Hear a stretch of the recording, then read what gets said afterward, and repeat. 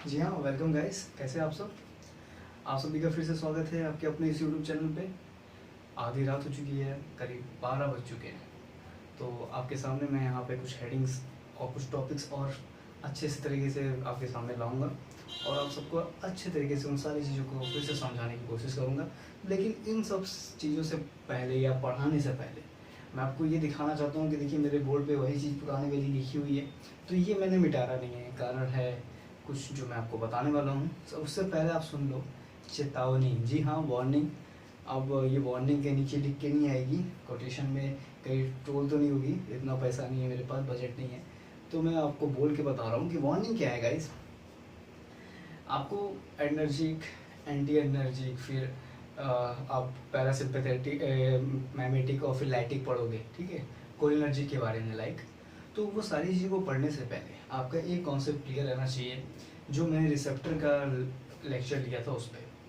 Guys, receptor lecture इतना important है ना कि उसी से ही मोड्स ऑफ एक्शन आपका क्लियर रहेगा, उसी से इकोलॉजिकल एक्शन क्लियर रहेगा, उसी से कैटेगरी क्लियर रहेगी। कोई भी ड्रग की कैटेगरी वहाँ पे क्लियर होगी। आप देख भी रहोगे एग्जांपल फॉर पे कि अल्फा अगोनिस्ट है तो अल्फा पे ही बाइंड करेगा, अल्फा वन पे, बीटा वन पे, अल्फा टू पे कौन सा बाइंड कर रहा है, अल्फा टू पे, दोनों पे किस कौन बाइंड कर रहा है, ड्रग है। तो आप यहाँ पे तुरंत आंसर लगा सकते हो अगर आपको कोलॉजिकल एक्शन या फिर मैकेनिज्म एक्शन आपसे पूछा जाता है। तो अगर आपने रिसेप्टर वाला जो लेक्चर मैंने बताया था, जहाँ पे मैंने आई के और फिर ऐसे करके कई पार्ट बताए थे, जहाँ पे मैंने लिखा था ना, फॉर एग्जांपल मैंने लिखा था अल्फा वन, उसके बाद मैंने आई बताया था, स्मूथ मसल्स आई के पाया जाता है जहाँ पे कॉन्ट्रैक्शन कॉज करता है। तो अगर वो लेक्चर आपका क्लियर है तो गाइस आपको मैकेनिज्म एक्शन, कोलॉजिकल एक्शन में कोई दिक्कत नहीं आएगी और कैटेगरी याद करने में भी कोई दिक्कत नहीं आएगी। तो पिछली क्लास में हमने एनर्जी ड्रग का क्लासिफिकेशन लिखा था दो तरीके से। एक तरीका तो ये था, मैंने आपको सबको समझा दिया था, और एक केमिकल नेचर पे। आज दो क्लासिफिकेशन और लेके आऊँगा। जी हाँ, एकदम इसी टॉपिक का दो क्लासिफिकेशन और। क्या नीड है, हो तो चुका क्लासिफिकेशन, क्या ज़रूरत है। देखिए, क्लासिफिकेशन हो चुका, लेकिन हम यहाँ पे बात कर रहे हैं कि कोई कन्फ्यूजन ना आए। कंक्लूजन की बात कर रहे हैं, सॉल्व की बात कर रहे हैं। आपको पता है इस चैनल का फॉर्मेट, अब तो आपको भी रटा गया होगा, है। तो अब जो क्लासिफिकेशन में इसी एनर्जी ड्रग के लेके आऊँगा और कुछ अलग तरीके से लेके आऊँगा। ड्रग्स वही होंगी, बस कैटेगरी बदल जाएगी। और जो कैटेगरी बदल जाएगी, जिस कैटेगरी का नाम मैं यहाँ डोनेट करूँगा या लिखूँगा, सॉरी डोनेट कर रहा हूँ, डिनोट करूँगा, तो वो कैटेगरी ही अपने आप को चीख के बोलेगी कि मैं वही काम करती हूँ जो मेरा नाम है गाइस। तो हाँ, मिलते हैं आपसे नेक्स्ट इसी में ही क्लासिफिकेशन, जो नया क्लासिफिकेशन है उससे, ठीक है। तो जी ये देखिए, मैंने ब्लैक बोर्ड पे जो लिखा है मैं आपको जूम करके दिखाता हूँ, ठीक है। इसका स्क्रीनशॉट ले लेना आप लोग। सो आप स्टार्ट करते हैं, ब्लैक बोर्ड पे लिखी हुई चीज़ों को समझते हैं।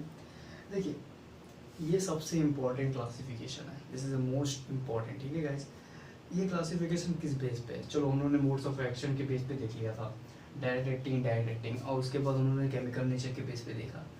ये जो है फंक्शन के बेसिस पे कह लो या यूज़ के बेसिस पे कह लो, ये क्लासिफिकेशन है गाइस। सो ये पुराना वाला है, ठीक है। तो ये थेराप्यूटिक क्लासिफिकेशन कह सकते हैं आप, थेराप्यूटिक क्लासिफिकेशन। सबसे पहले इसमें देखिए पीसर एजेंट्स आ रहा है, ठीक है। इसमें ये ऐसे एजेंट्स हैं जो हाइपरटेंशन के लिए यूज़ होते हैं, जैसे नॉन एफिनेफ्रिन, एफेड्रिन, डोपामिन, फेनिलेफ्रिन, मेथोक्सामिन और मेफेंट्रामिन। ये आप देखो, ये जो क्लासिफिकेशन इतने ढेर सारे हैं, कुछ ढेर सारे नहीं हैं, कुछ यहाँ पे एडिशनल कुछ 5-6 ही नाम होंगे गिन के, और बाकी पुराना है। तो ये क्लासिफिकेशन पढ़ोगे आपके लिए बेनिफिट है। लेकिन देखो, मैं इसलिए इसको बता रहा हूँ ना कि एमसीक्यू इसी तरह से बनते हैं। तो आप फिर इसको पढ़ो, फिर आप फिर एमसीक्यू के लिए फिर आपको डिटेल थोड़ा सा जानना पड़े, तो शॉर्टकट कर दे रहा हूँ ना मैं आपको, क्लासिफिकेशन में बता दे रहा हूँ।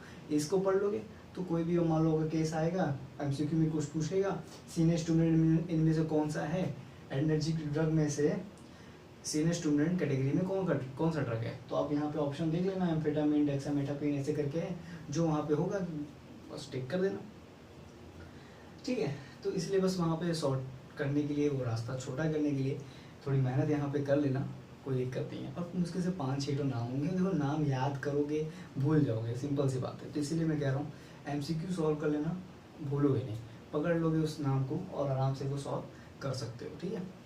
चलो वो तो बात की बात है, प्रेशर एजेंट्स हो गए। अब ब्रोंको डायलेटर्स, मैंने आपको बताया था ब्रोंको को डायलेट कर देना। आपको पता है हमारे जो ब्रोंकिया है वहाँ पे कौन कौन से रिसेप्टर पाए जाते हैं, बीटा 1 बीटा 2 ऐसे करके कुछ रिसेप्टर होते हैं, ठीक है। जैसे इसमें ड्रग हैं एसोप्रेनालिन, सैल्ब्यूटामोल, आपको पता है सैल्ब्यूटामोल, मैंने इसके बारे में बताया था, सैल्मेट्रॉल और सैल्ब्यूटामोल एल्ब्यूटेरॉल भी है, ठीक है, फॉर्मेट्रॉल और बैम्प्यूट्रॉल, ठीक है। और एक है एडेलिनिन, ठीक है, एडीआर एडेलिनिन है। सीनियर स्टूडेंट्स में देखो एम्फेटामिन है, डेक्सामेथाफिन है और मेथाम्फेटामिन है और मेथिल फेनिडिटेट है, ठीक है। जो ब्रोंकोडायलेटर्स हैं जानते हो अस्थमा में यूज़ होता है, मैंने आपको बताया था। यूट्रिन रिलैक्सेंट जो प्री मैच्योर लेबर के लिए और पेरिफेरल वेस्कुलर डिसीज के लिए भी यूज़ होता है। इसमें ड्रग हैं राइटोड्रिन, आइसो एक्सोस्प्रिन और सैल्ब्यूटामोल एंड टर्ब्यूटालिन।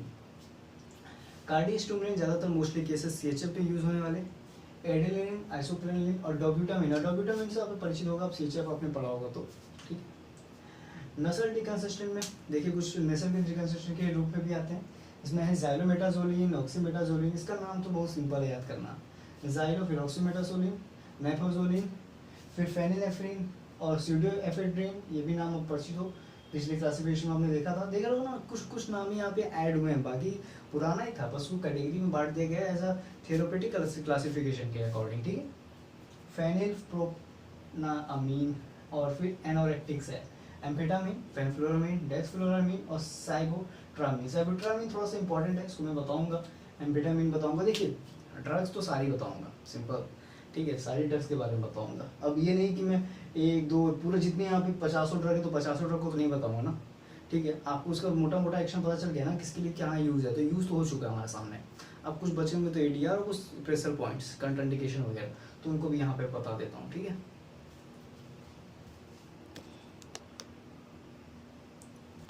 जी हाँ, तो एडीआर देखिए यहाँ पे आपके सामने एडीआर लिखा होगा कि एडवर्स इफेक्ट क्या क्या आ सकते हैं, क्या क्या साइड इफेक्ट्स आ सकते हैं। तो अगर आप सब्सटीनियस आई या फिर इंट्रामस्कुलर इंजेक्शन दोगे, इन्फ्यूजन दोगे, तो एड्रेनलिन का अगर आप एसटी और आईएम दोगे तो क्या होगा, रेस्टनेस, हेडेक, एंजाइटी वगैरह का कॉज कर सकता है, पैलर कॉज कर सकता है। लार्ज डोज ऑफ आईवी दोगे तो tachycardia, fibrillation, angina, myocardial infarction and hypertension का केस आ सकता है। यानी अगर आईवी डोज को ज़्यादातर लॉन्ग डोज में दे देंगे तो ये सारी चीज़ें हो सकती हैं। टैकीकार्डिया जहाँ पे मेजर है इसको याद रख लेना आप, टैकीकार्डिया, फाइब्रिलेशन। कंट्राइंडिकेशन देखो सबसे मेजर पॉइंट बता रहा हूँ कि एड्रेनलिन को अगर हेलोथिन के साथ देते हैं, जो हेलोथिन यानी एनेस्थेसिया के साथ अवॉइड किया जा सकता है, अवॉइड किया जाता है क्योंकि अरिथीमिया का कॉज कर सकता है ये। तो यहाँ पे कंट्राइंडिकेशन समझ में आ गया आपको। दूसरी हाइपरटेंशन में दे सकते हैं, तीसरी यहाँ पे हाइपरथायरॉइडिज्म में नहीं दे सकते, और एंजाइना पेक्टोरिस में भी इसको नहीं दिया जाता है, ठीक है। ओके, सो तो आपको यहाँ पे एक चीज़ दिख रहा होगा कि मैंने बताया था कि जो एडीआर है, इसका एडीआर किसका है, एड्रेनलिन का, ठीक है। एड्रेनलिन में मैंने बताया कि हाइपरटेंशन में इसको नहीं दिया जा सकता, इसलिए देखिए हाइपरटेंशन में इस वाले कॉलम में आपको दिख रहा है यहाँ पे एड्रेनलिन का नाम लिखा है, एडीआर लिखा है या फिर एफिनेफ्रिन लिखा है, नहीं ना, एड्रेनलिन तो यहाँ लिखा है ब्रोंकोडायलेटर्स में, समझ में आया। तो ये कितना इंपॉर्टेंट क्लासिफिकेशन है जी। तो क्लासिफिकेशन में ये एनोरेटिक्स क्या है आपको पता होगा, एनोरेटिक्स मतलब क्या होता है, और एक्सीजेनिक एजेंट यानी जो हमारे एपेटाइट को क्या करते हैं, सप्रेस कर देते हैं और हमारे वेट लॉस में मदद करते हैं। तो सोचा मैंने आपको बता दूँ एनोरेटिक्स वगैरह क्या टर्म क्या कहता है, ठीक है। अब आगे वो बारी जो हम लोग को पढ़ना है, ये देखिए एड्रेनलिन बहुत इंपॉर्टेंट था, इसका एडीआर मेरे को लगा कि आपको बता देना चाहिए पहले ही, तो मैंने बता दिया। अब क्या करते हैं बारी बारी से वही सारी चीज़ें कि एक को पकड़ते हैं और सभी को ख़त्म करने की कोशिश करते हैं। देखिए यहाँ पे सीरीज वाइज तो ख़त्म नहीं कर पाऊँगा काफ़ी, क्योंकि बहुत बड़ा लेक्चर भी हो जाएगा, बहुत बड़ा क्लासिफिकेशन भी है गाइस, तो शॉर्ट कर लेंगे, ठीक है।